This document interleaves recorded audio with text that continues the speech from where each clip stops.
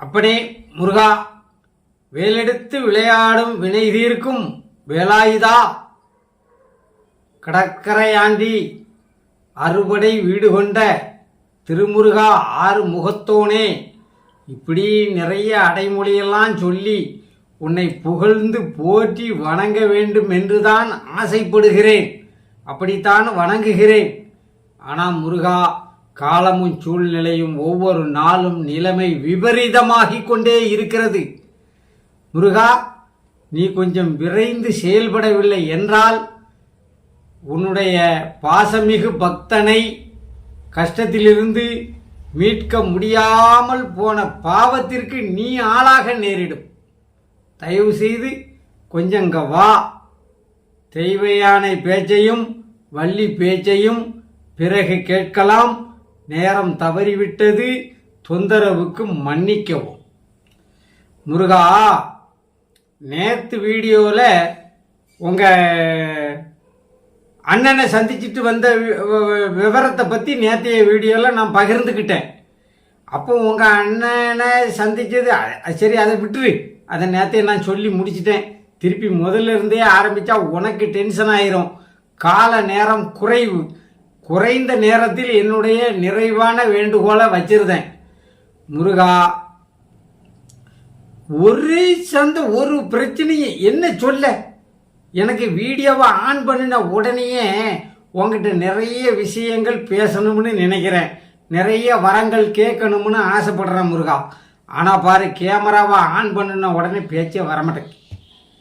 நான் என்ன உங்ககிட்ட பிலிப்பைன்ஸுக்கு போகணும், அங்கே நல்ல அழகிகளோட ஆயில் மசாஜ் பண்ணணும், தாய்லாந்துக்கு போகணும், அங்கே நல்ல அழகாக இரவு விடுதியில் தங்கி என்டர்டைன்மெண்ட் பண்ணணும், கம்போடியா போகணும், அங்கே அழகாக பல வரலாற்று சின்னங்களை எல்லாம் பார்க்கணும். அப்படி நான் பாஸ்போர்ட் எடுக்கணும். இனிமேதான் பாஸ்போர்ட் எடுக்கணும். அதெல்லாம் நீ உதவி செய்யும் முருகான்னு நான் ஒரு நாளும் உங்ககிட்ட கேட்கல. இதெல்லாம் கேட்டிருந்தா நீ என் மேலே கொஞ்சம் கோபப்படலாம், வருத்தப்படலாம். ஆனால் நான் இந்த வேண்டுகோளெல்லாம் வைக்கல. இப்போ கிட்னியே சட்னி ஆகி போய் கிடக்கு எனக்கு.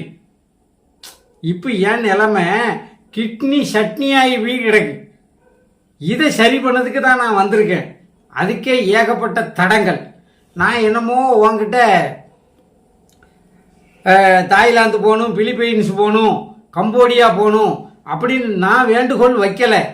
என் பாசமிகு தம்பி, ஐயோ பாவம், அவனே வெளியூரில் கஷ்டப்பட்டுட்டு கிடக்கான். அவனுக்கு இந்த ஆசையெல்லாம் இருக்கு. தாய்லாந்து போகணும், பிலிப்பைன்ஸ் போகணும். அண்ணா, நீ முருகன்கிட்ட அதை ஒரு வேண்டுகோளாக வையே அப்படின்னு அவன் ஒரு நம்பிக்கையில சொல்லுதான். ஏன் அப்படின்னா, உனக்கு பாசத்துக்கு உரியவன் இந்த முருகன். எங்க ஆறுபடை முருகனுக்கு பாசத்துக்கு உரியவன் இந்த முருகன்னால அவன் உரிமையில பாசத்துல ஒரு கோரிக்கை வைக்க சொல்றான், ஒரு வேண்டுகோள்.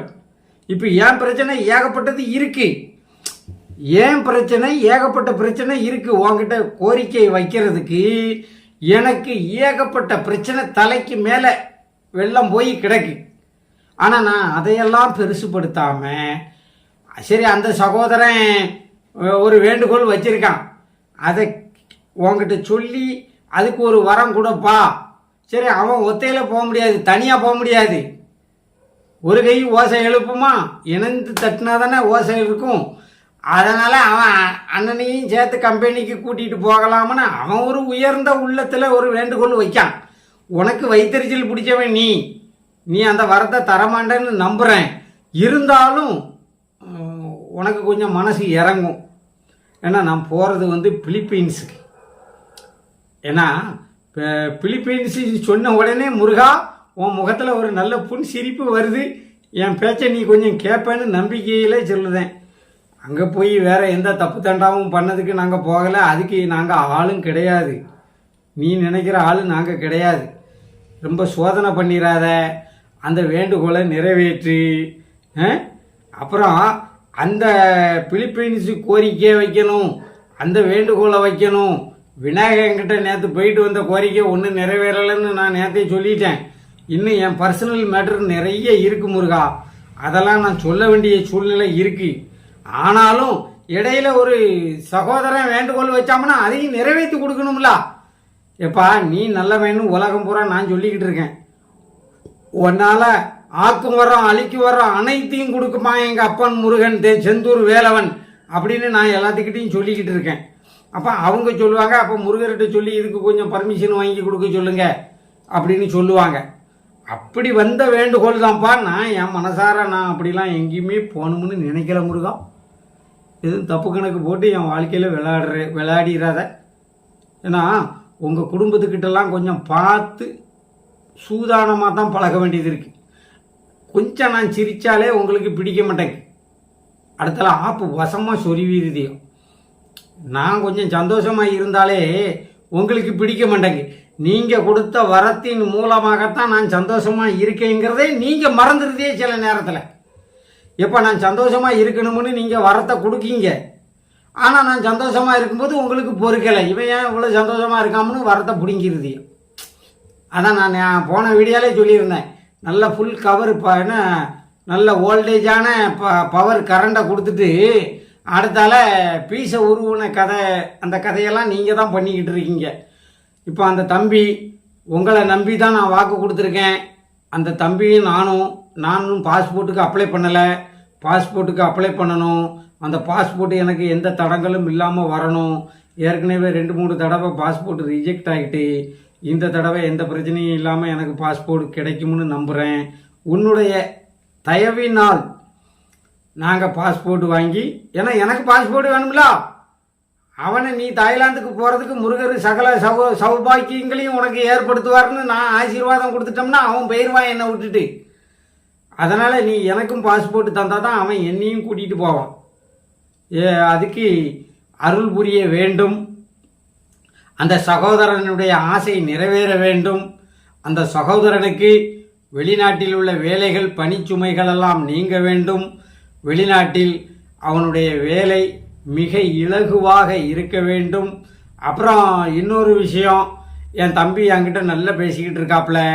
என்னுடைய சோசியல் மீடியா நண்பர்கள் அனைவர்களுடைய வேண்டுதலும் நிறைவேறி 100% நிறைவேறிவிட்டது.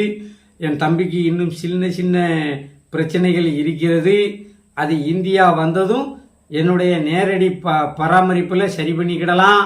ஆனால் இந்தியா வர்றதுக்கு என் தம்பிக்கு அந்த அந்த அந்த சட்டத்திட்டத்தின்படி, அந்த வேலை அலுவலக சட்டத்திட்டத்தின்படி பிரச்சனை இருக்கிறது. அனைத்து பிரச்சனைகளும் எனது தம்பிக்கு சாதகமாக முடிய வேண்டும் என்று வேண்டி, முருகா என் வாழ்க்கையில் நீ நெடிய காலம் விளையாண்டு விட்டாய். என் தம்பி வாழ்க்கையிலும் இப்பொழுது எனது மூலமாக சிறிது விளையாடி பார்க்கிறாய். இந்த விளையாட்டெல்லாம் வேண்டாம்ப்பா. நீ விளையாடுவதற்கு நாங்கள் தகுதியான ஆட்கள் அல்ல. நாங்கள் மிகவும் பாவப்பட்டவன் என்று அன்போடு வேண்டிக் கொண்டு, வேண்டும் வரத்தை உடனடியாக தந்தருள் புரிவான் வேலவன் என்ற நம்பிக்கையோடு வேண்டுகோள் வைத்து மீண்டும் எனது கோரிக்கை தொடரும். நன்றி, வணக்கம்.